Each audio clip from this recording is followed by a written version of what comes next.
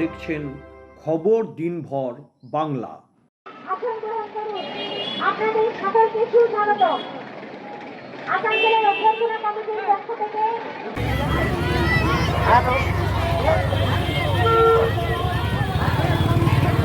নারীত্বের অবমাননা রোধ, নারীর মর্যাদা রক্ষা এবং যুব সমাজের ক্রমবর্ধমান অবক্ষয়ের প্রতিরোধে জনগণকে সচেতন করতে এবং দেশের সিস্টেমের ধারক বাহকদের কাছে বার্তা পৌঁছে দিতে সারা বাংলা জুড়ে পদযাত্রার আয়োজন করেছে জাগো নারী জাগো বহ্নি শিখা নামের একটি সংস্থা।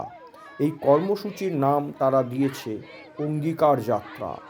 জাগো নারী জাগো বহ্নি শিখার পক্ষ থেকে এই অঙ্গীকার যাত্রার উদ্যোক্তারা জানিয়েছেন, এই অঙ্গীকার যাত্রা সারা বাংলার বিভিন্ন জেলা জুড়ে এবং বিভিন্ন প্রান্তে পাহাড়, জঙ্গল, সমুদ্র, মালভূমি থেকে শুরু হয়ে কলকাতায় এসে মিলিত হবে।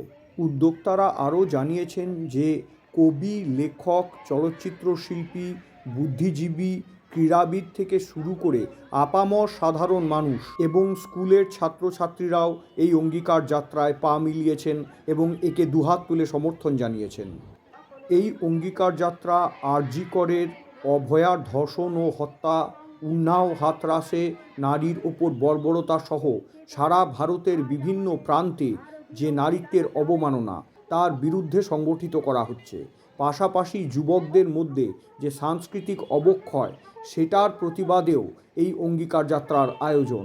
শিলিগুড়ি থেকে এই অঙ্গীকার যাত্রায় পা মিলিয়েছেন আরজি করের নির্যাতিতা এবং ধর্ষিতা অভয়ার বাবা মাও। অঙ্গীকার যাত্রা থেকেও আওয়াজ উঠছে উই ওয়ান্ট জাস্টিস।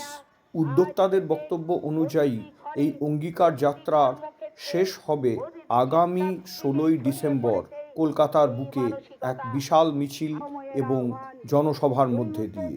সারা বাংলার বিভিন্ন গুরুত্বপূর্ণ শহরগুলিতে গুরুত্বপূর্ণ স্থানে মঞ্চ বেঁধে অঙ্গীকার যাত্রার পক্ষ থেকে পরিবেশিত হচ্ছে বিভিন্ন সাংস্কৃতিক অনুষ্ঠান, আবৃত্তি, আত্মরক্ষার কলাকৌশল সহ নানা রকম সাংস্কৃতিক কার্যক্রম।